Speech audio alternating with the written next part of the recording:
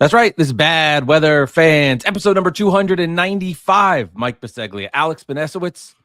The Knicks losers last night in Sacramento. The Nets losers against the Pelicans. Nets tank.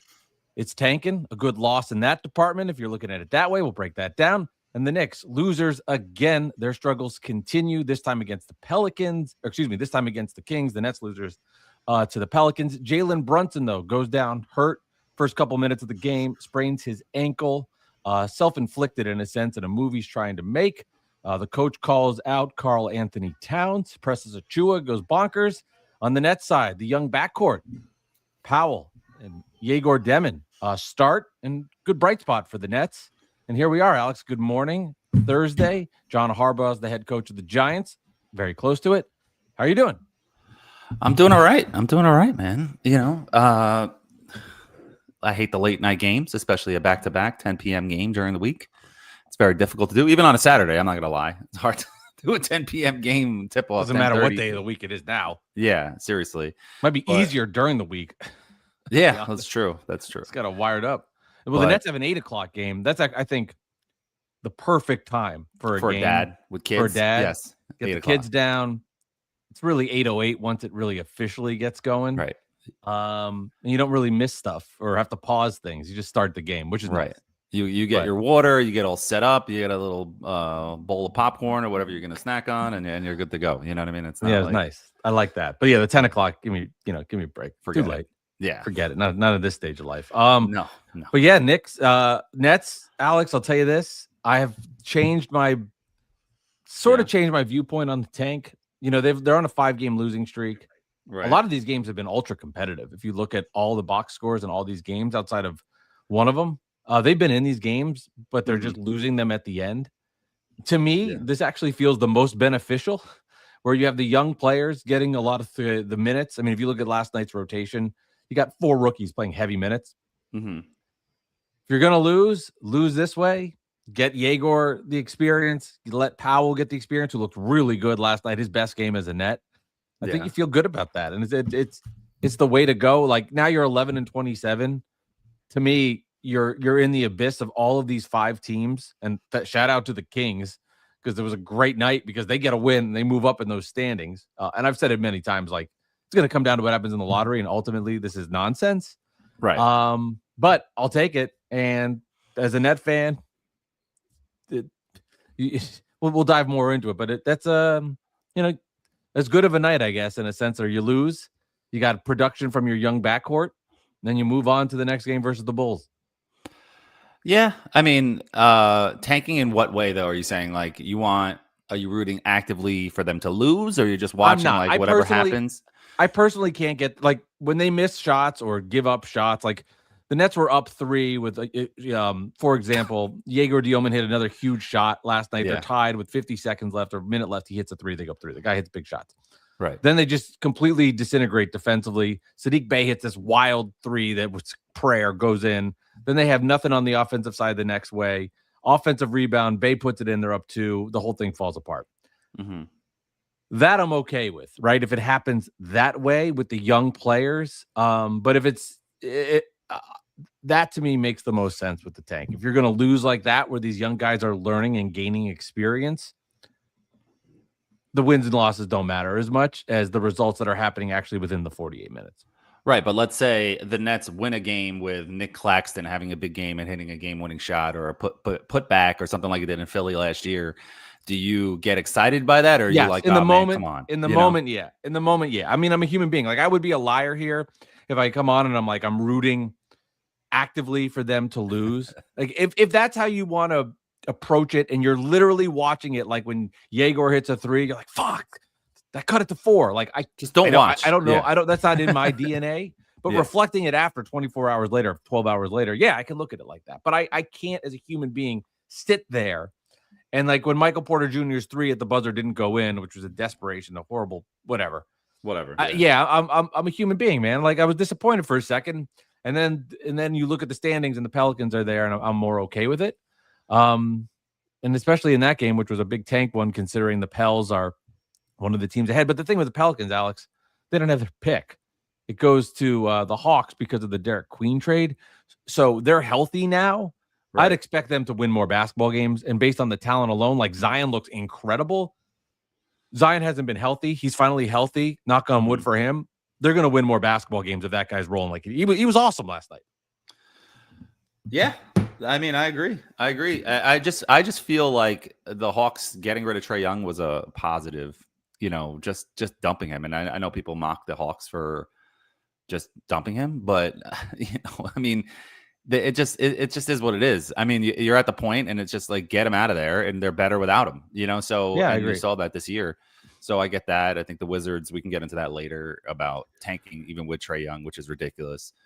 At some point you have to try. You trade for the all-star level player. Now you can try to win. It's okay. You know what I mean? There's no Cooper Flag in this draft. You know what I'm saying? Like there's great players. I mean, potentially, but come on.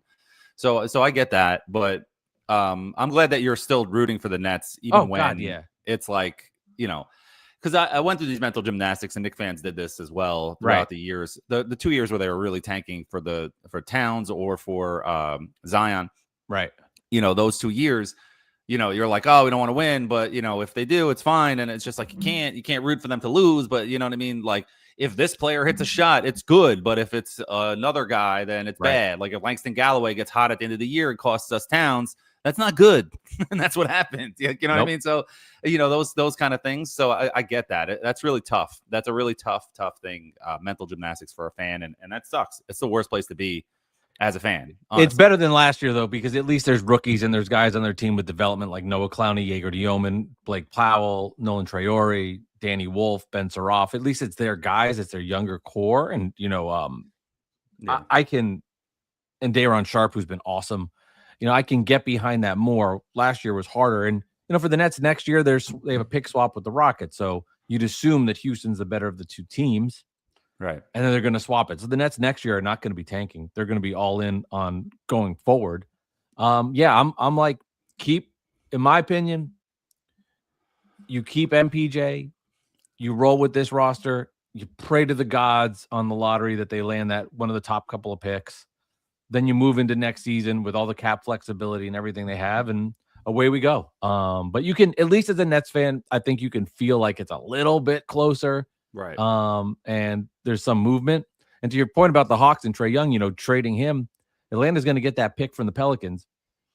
They're going to essentially have, another really good lottery pick to add to that nice young core. So it makes sense for the Hawks and for the Wizards. We'll see if Trae can revitalize his career. Similar to what I guess would need to happen for John Morant and the Grizzlies, as it feels like it's a crossroads in Memphis for him, as his time with the Grizz are most likely coming to an end. Yeah, and I really do think the Nets should trade for John Morant, especially if it's in a salary dump kind of a deal. You keep Michael Porter Jr. and you actually try to win. You don't trade any of the kids. You trade like a Claxton or somebody like that, or Williams or somebody like that, and you just make the salaries match, whatever it is. Maybe throw in a pick down in the future and try to win. And maybe John Morant on a new team will revitalize his career because he's not that far away from being one of the best players in the NBA. And he is a guy that's all athleticism, and I understand that, but he's not pushing 30. He's still in his early 20s. He might just need to change of scenery, and maybe Memphis is too small of a city for a star like that. You know what I mean? Maybe he just needs to be in a better structure with a better team and a better organization. And the Nets have that with the coach, whatever, but Jordy is a good coach. And you have Sean Marks has in the Nets, and all these players talk about how great of an organization it is, and have those amazing practice facilities, and they practice at a park in the summer. It's so great. So that's the perfect kind of guy to bring in there. And then you add him to the kids, and then now all of a sudden you have a jolt into your franchise, and you have John Morant, Michael Porter Jr., and you have Jaeger and all these other kids, and away you go, and you actually try to win. Trying to tank all the time is not good for the culture of the franchise. And at some point you have to try. And I think John Morant is a perfect player for the Nets to acquire. Well, I would say tank all the time is extreme, because last year they didn't tank enough. This year is the first year they're really doing it. And next year they're not. This is it. This is the last year they're going to tank. Now, if you're telling me that the Nets have to give up assets to get Morant here, I have a hard time wanting to do that, because I think having those picks down the line is more important for where they are in their progress. Now, if you're telling me that it's some sort of dump and they can get him here and it's a project to work on, I could buy into that. Would you give up one pick? Would you give up one? I mean, it depends on what the pick is, right? I mean, they have so many flexibility. Like, that's what let's talk about we can talk about the Knicks a little bit here, and this kind of dawned on me later. But you were talking about when the Knicks were in their struggles last week, coming off of not playing well since their championship in Vegas, that they were an older team, right? And it got me thinking, because Knicks fans mocked Net fans. But I'm not even going to talk about the 2027. In 2028, it is a pick swap. But then there's 2029, 2031. It's hard, and things change fast and things move. But in 2029 and 2031, you would have to imagine, if you're feeling the Knicks are old now, what are you going to think in 6 years? Right. Well, you would have to think that they would, those picks are going to have value. That's what I'm saying. Smart enough to find a way to keep the team competitive, or if the Knicks blow their load and end up winning a championship or get to a couple finals, you know what I mean? It was worth it. Of course. You know what I'm saying? But either way, I get it. Either way, it's still in the same place for the Nets. Now, I'm not even looking at it from a fan base perspective of the Knicks win. It's obviously going to be hell. But still, from a construction of the roster, I don't think the Nets would actively be rooting for the Knicks to win a championship this year. But if it does mean for them in 2029 and 2031, these top 4 picks are in their lap. Right. Well, I want to bring up this comment from Shit Nets Fan Say. The comment, the username Shit Nets Fan Say. He goes, "Yeah, salary dumps and one pick if it gets you Ja and you keep MPJ, which is Michael Porter Jr. Fans will come back too." So I really agree. I'd be weary though, Alex. Like, he's always hurt. And he has proven to be a cancer in the locker. Like, there's just no denying his off-court stuff. Well, maybe he just needs to go. Like, that's I know. But if you're wrong, if you take a bet and it's wrong, it's a calculated. It's a disaster. Well, then you're tanking anyway. Then you're tanking anyway. If you give up one pick, like, you're still tanking. Like, you know what I mean? I guess that's fair. And then Ja Morant is could be like a Rasheed Wallace type of person that just needed to get into the right situation. Like when he finally got to Detroit. Before that, he was not looked at this lovable guy. He was looked at as a cancer, and he was a terrible player, and not terrible. He was awesome talent wise, but he was just a head case. And then he gets to Larry Brown, has some structure, has a culture, and they win a championship. You know what I mean? I'm not saying the Nets are going to win a championship with Ja Morant. I'm just saying, the final piece. Yeah. Getting a guy in there and getting him with a real coach and a real organization that can, develop talent around him and have structure. Like D'Angelo Russell said it a couple times. Like both times he was with the Nets. It was, and I don't want to wash my mouth out talking nicely about the Nets organization in this way, but D'Angelo Russell really has said it. He's like, they saved my career. You know what I mean? Like he was in the abyss and with the Lakers, and he was a snitch and this and that. He was branded that, and you know what I mean? Unfairly, I think a little bit too much, and people went a little crazy. It's not his fault that Nick Young was cheating on his wife and telling everybody about it. You know what I'm saying? That's crazy. That's his problem, or girlfriend, whatever she was, and Iggy. But at the same time, coming to the Nets, it really revitalized him. He became an all-star. And I know it's a different coach, but it's the same organization, the same structure up top. And now you have Jordi Fernandez, who has proved he can win some games with less talent. And you give him a Ja Morant and Michael Porter Jr. and you have the kids continuing to develop. You got something there. Well, to your point about the Pistons and with Larry Brown and getting Rasheed Wallace there, see, that was the ideal time for them to make the trade, because they were on the edge of it, right? They had gotten close to the NBA Finals. They lost in the Eastern Conference Finals the year before. They have Chauncey Billups. They have Rip Hamilton. They have Taurean Prince, Ben Wallace. Ben Wallace, yeah. He was the missing piece for them, and I don't have Tayshaun Prince. Is that Taurean? Tayshaun Prince. What did I say? Taurean. No, Tayshaun, definitely a better player. They had that Rasheed was the missing piece that got them over the hump, and there was the timing of the trade, which was perfect. And getting to why I say that, it's because when the Nets have all these draft picks, they're not going to be drafting all these guys in the future. It's about the timing of when to use them to trade. When they are, for example, next year, 41, or in 2 years, they're 24-17, and they're a better basketball team. And they have all of these draft picks available with the Knicks. And Minnesota has an issue with Anthony Edwards. He's like, I'm out of here. And then you go, we'll give you the 2029 Knicks. We'll give you the 2031 Knicks. We'll give you the Denver one. Then you want to take those chips and make the move, because Yegor's ascended. Their rookie next year is there. And I'm like, okay, Now it's time to make the trade. Right. So as long as it doesn't hinder that availability in the future, and I think I'm thinking like a GM, to be honest. I know it's a little bit of a chess playing here, Alex. Not checkers. But Yeah. not checkers, but that's how I really feel about it. Yeah. All right, the Knicks last night, losers to the Sacramento Kings. I haven't watched a lot of Kings basketball. Can somebody explain to me, because they have aging veterans, but they have good players. Like, why are they so horrific? Well, they fired Mike Brown. That's why. I don't think it's that simple. And they lost Jordy Fernandez as their assistant coach, but I don't know. Honestly, I don't know. They have, Russell Westbrook is having a really good season. Like, I have him in fantasy. He's been crushing it. Like, like people are like always make fun of Russell Westbrook, but he's a really good player and he's a Hall of Famer, first ballot. But I don't know. Zach LaVine and DeMar DeRozan are like the poster child of overpaid, not as good as their contract players. And I don't understand why they're so bad. But like last night, Precious Achiuwa had his revenge game, 20-12 against the Knicks. He was dominating them. And, Mike Brown calls out Towns after the game for not hustling back on defense when he falls down. And he didn't even make it to half court. They watched it at halftime. It was a pretty, glaring point. But all that doesn't really matter. What matters is Jalen Brunson, who got injured last night. He twisted his ankle pretty bad. You can see it. You can look it up and find it anywhere on YouTube. Sure. And it was bad. And I know he walked off, and reporters have said that he walked, to the bus without crutches or a boot. Man. But that doesn't really mean anything. It could just be, swollen.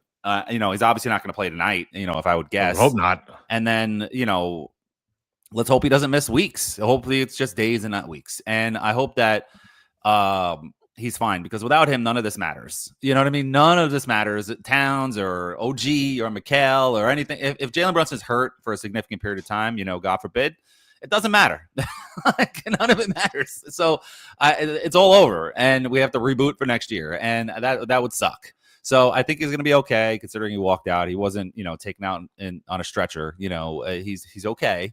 But you have to think that the Knicks are going to be very, very cautious with him and not push him to come back. There is no point to put any stress on him to come back in mid-January would be insane. And I think everybody knows that. The Knicks organization knows that. Right. There's 100% chance they do that the right way. They're not pushing him. This is not the third round, and the Pistons are tomorrow night, and they're figuring out what to inject in that thing, right? Right. He is not going to play. They're going to heal it and do as best as he can to get him back.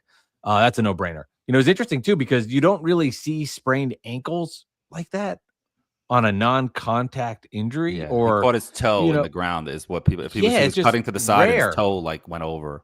Yeah. You look at the injury he had last year. I believe it was in LA when he went to the basket. He got hurt earlier in the season. I think a concern, though, because I think he'll miss a week or whatever it ends up being, right? And then he's back.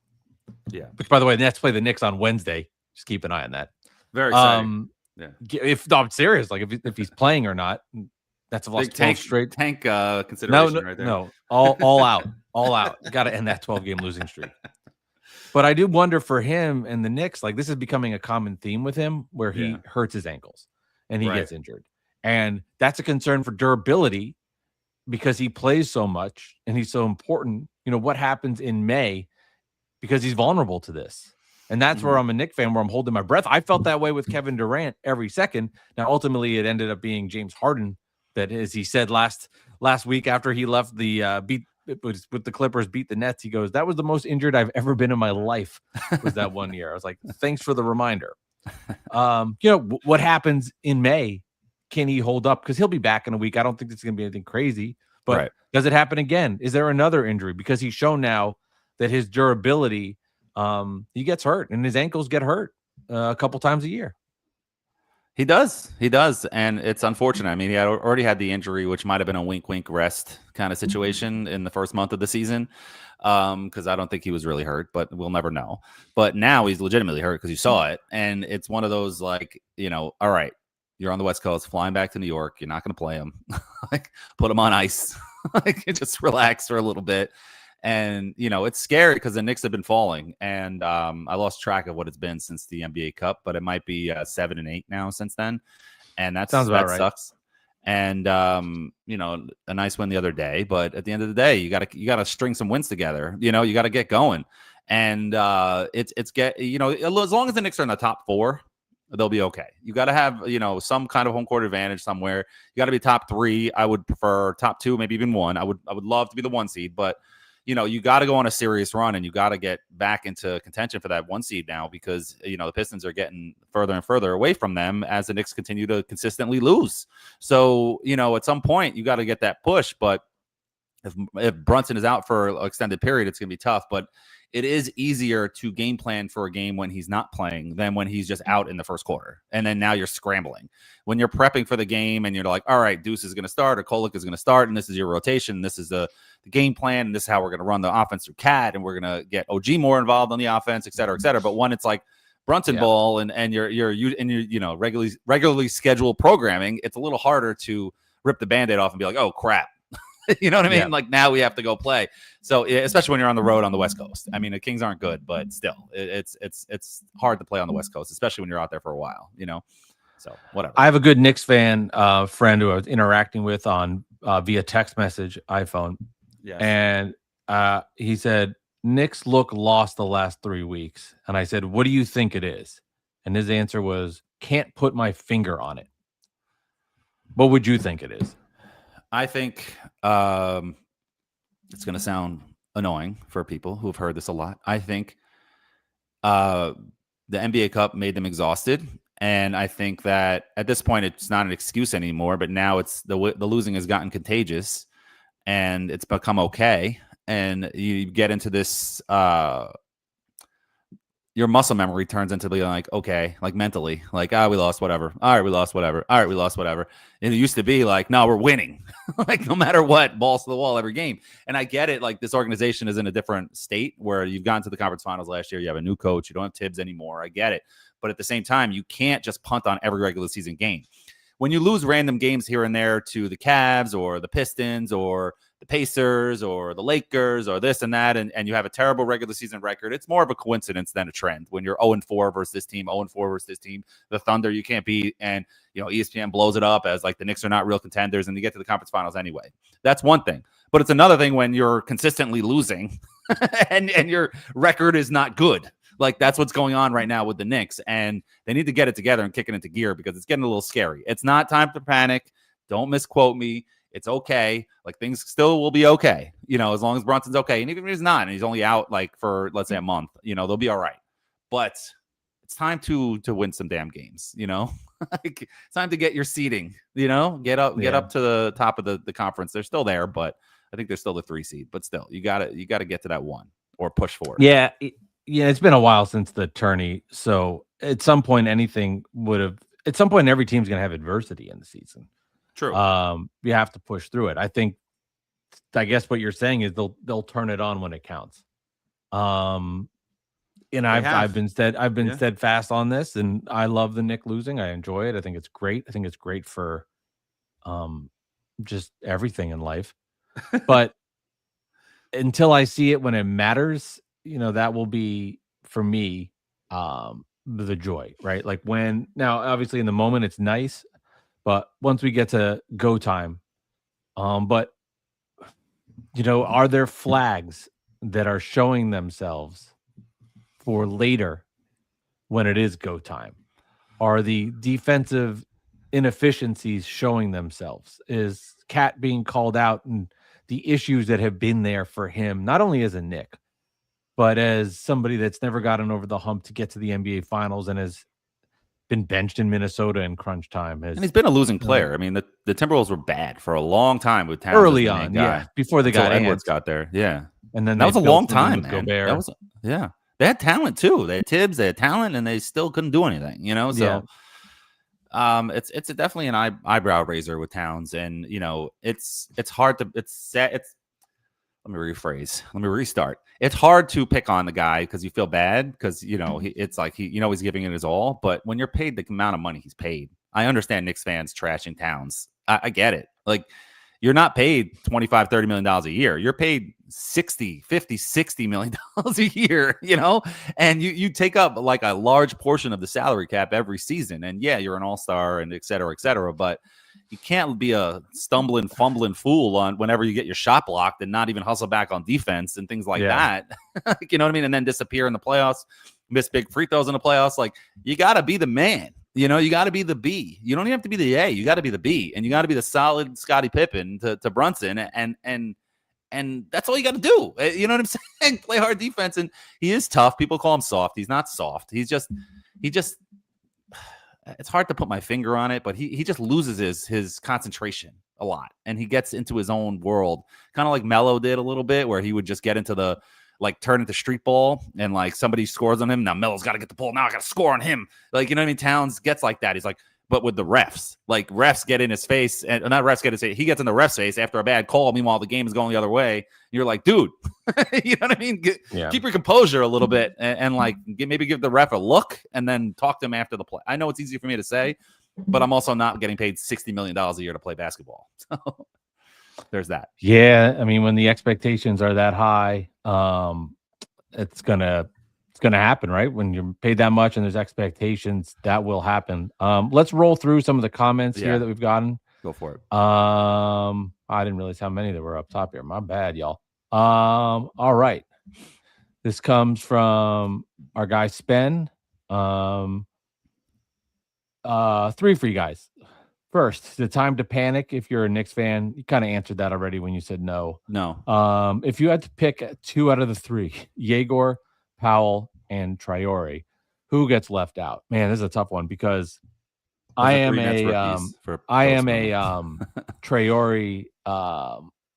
What's the word I'm looking for? Stan. Yes. I think from what I've seen, even though he's shot right now, it's not going in. His ability to get into the paint and distribute is so good. Man, I would probably pick Yegor and Traore, but I love that I'm having to think about this question. We also didn't do your. We can do it after the comments. Yeah, we'll do your Nets thing, and then the next one. Another one from Spen. Would Jets have had a chance at Harbaugh if they didn't fire Saleh last year? No, I don't think so. No quarterback, and I think he wanted to go to the Giants. I think it was just, one of those. He's one of those guys, old school football player that old school football guy. I guess he was a player, in college, but like old school football guy that wants to be with a team that's like a prestigious organization, especially since the Giants have a quarterback, they have a respected owner, they have the running back, they have the wide receiver. It's the quarterback. The quarterback. If they don't have a quarterback, he's not interested. That's true. No chance. That's true. I mean, ultimately, like those other things play into it and they help, but having the quarterback is key. And this is very important. Thanks for answering, guys. Alex, you look great today. Thanks, Ben. Appreciate it. Good morning from Brooklyn Kid 05. What's up? Did either of you two play professionally? Just overseas? Yeah. But not in the NBA. I played a couple years in Yugoslavia. You can look up the highlights if you just Google Mikey B for 3. You'll see me play there. One of my teammates, I'm not sure if anybody remembers him. They might be too young, but Bino Udrich was there. Him and I were teammates. We definitely had a great time. I play professionally at the local JCC once a week. So just so you guys know. All right. Which is more truth to me than me right now. Brooklyn Kid 05, definitely keep MPJ. I agree. Why trade him away? Unless you're getting into obviously if they're going to get an insane haul back and it's the Mikal Bridges type trade or whatever it might be, I'm always open to listening. But for me, I keep MPJ and continue losing. Yeah, there's no point of trading him at this point. Salary dumps a 1 pick if you get Ja and keep MPJ. So Shitnet fans say agreeing with you, Alex. Yeah, we posted that one before. Next. Okay, yeah, good call. We have 90 picks anyway, enough for hoarding them. Fair enough. William Simmons, good fan of the show. If Nets can get Ja for the same type of offer the Wizards got for Young, you got to do it. And then agree. All right. And then Spen again. We put that one up already. Yeah, then we got a nice amount of troll, which was good, which is a good sign, Alex. Yes, it is. It is. And we had Jeremy on Twitter comment on the post. Jeremy Unplugged, big following, great guy. He goes, trade Cat ASAP before it's too late for Giannis. I mean, I don't know what too late means, but I understand what he's saying. Like, he's done. He's done with Cat. It's like, if you can get Giannis, it's time to go. And I agree. Obviously, if you could just trade Cat for Giannis, like of course, but Yes. it's not going to be that simple. And I'm getting kind of tired of that conversation. No disrespect to Jeremy, obviously, but I'm getting kind of tired of that conversation in general. The Giannis stuff, it's like shit or get off the pot.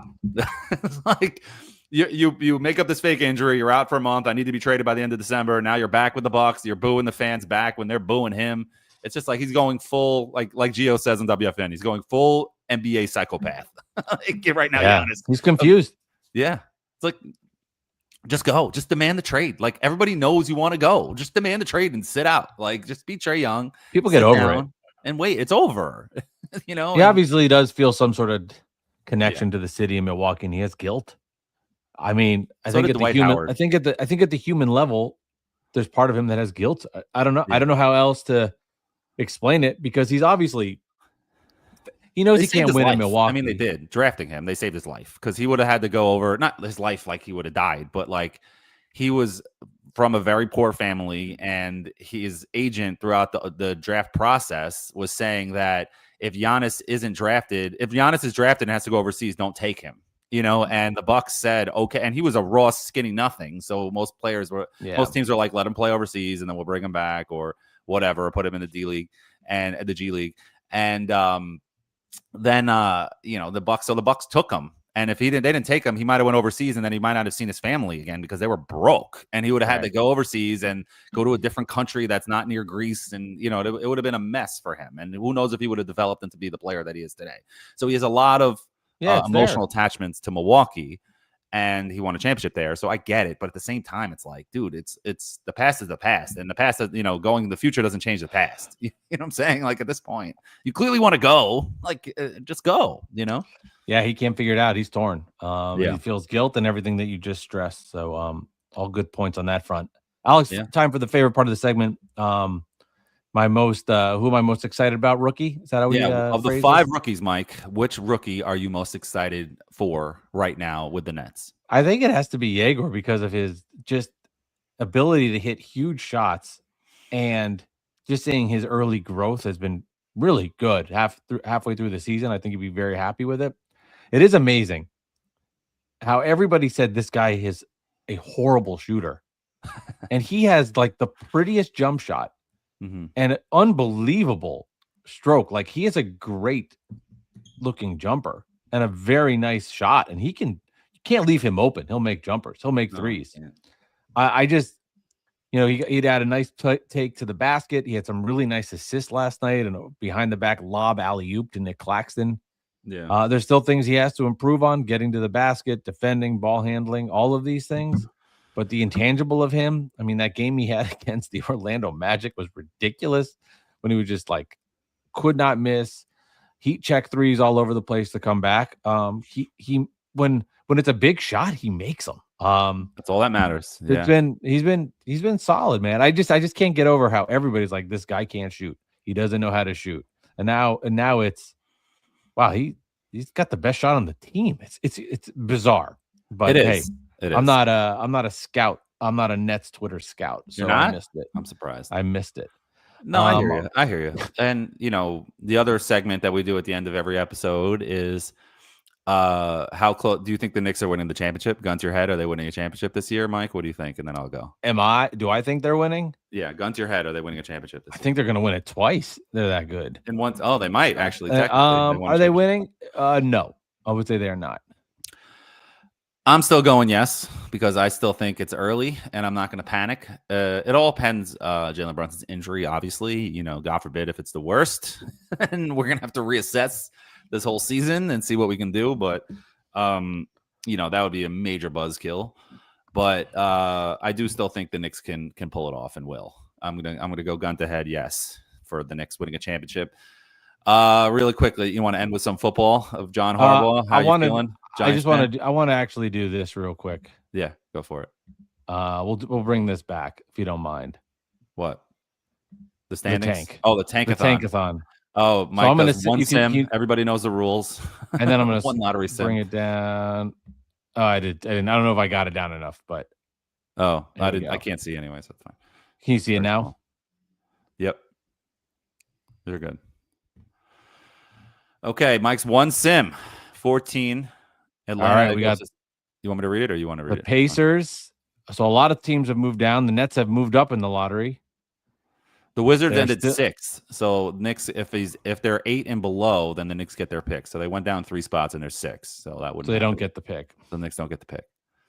Nets still. Oh, Nets moved up 2 spots. They'll end with the number 3 pick in the draft. Yeah. Portland really jumped up in the lottery. Wow, 11 spots. Which would make that sense. would be crazy if Portland got the number 1 pick. Utah stays at 2, or moves up to 2. Nets 3. So there you go. It's very exciting. How do I remove that thing? Yeah, there you go. Not in the right. Yeah, real fast on Harbaugh. Giants hired John Harbaugh, and then I got to roll. I'm very happy, very excited. I think it's pretty obvious. They've got a Hall of Fame coach. They've got a young, promising quarterback. They've got the guy they need in the building to be the CEO, control things, do it the right way. No more bullshit. There's a perfect hire at the perfect time, and there's now expectations for the Giants. And this is a very exciting time if you're a Giants fan. It's the most hope you've had in a decade. Yeah, and I agree. I'm not a Giants fan. I'm a Jets fan, obviously. But I do think that for the Giants, it's a perfect hire, especially a guy who's chomping at the bit to keep coaching. He got fired. He didn't quit like Tomlin, who wants to take a year off and relax and then reassess his life. But Harbaugh is like ready to go, and he wants to coach, and he wants to prove the Ravens wrong for firing him. He wants to go to a prestigious organization like the Giants. I mean, they still suck. I mean, they're not prestigious much anymore, but they have the history behind them, so he wants to go there. He's got the quarterback, he's got the running back, got the wide receiver. As long as those guys stay healthy, and guys like Abdul Carter show up for work, and the Giants nail this draft, they should be in the playoffs next year without a doubt, in my opinion. Nah, it's exciting. I mean, it's exciting. It gives instant hope for the Giants because they have pieces. They need people to just direct them in the right direction. That's why Harbaugh's looking at this job as one to take. Direct them in the right direction. Yes. No, I get it. Yeah, exactly. Double direct. Yes. Double D. Yeah. You got to do it. So I feel good about that. And we'll see what happens. Not official yet, but it sounds like it's happening. Extremely close to happening. So verbal accept. Kudos to the Giants. All right, this has been Bad Weather Fans, episode 295. Mike and Alex, don't forget to like and subscribe. Check us out on YouTube as well. Good Rolodex of shows for you there. As I mentioned, this is episode 295. Go check out some of our earlier interviews. Tracy McGrady, Richard Jefferson, Meta World Peace, Channing Frye, Iron Eagle, to name a few. Nets, losers to the Pelicans. Knicks, losers to the Kings. Jalen Brunson injury. We'll keep an eye on that. Alex, have a great Thursday, and we'll talk to you later, all right? All right, let's go Knicks. And, Dante Moore is soft. I'll just say that as a Jets fan. I'm happy he didn't come out because I don't want him if he doesn't want to come in. So, if you were dancing around that much and you're not sure, then see you later. It's probably the best thing that happened to the Jets. And, that's about a minute is all the Jets deserve right now on this podcast. So, let's go. And let's go Knicks. Hopefully Jalen Brunson's okay. And the Nets should trade for John Morant, and subscribe and like and, all that good stuff. Bad Weather Fans, episode 295. We'll catch y'all next week. Bye.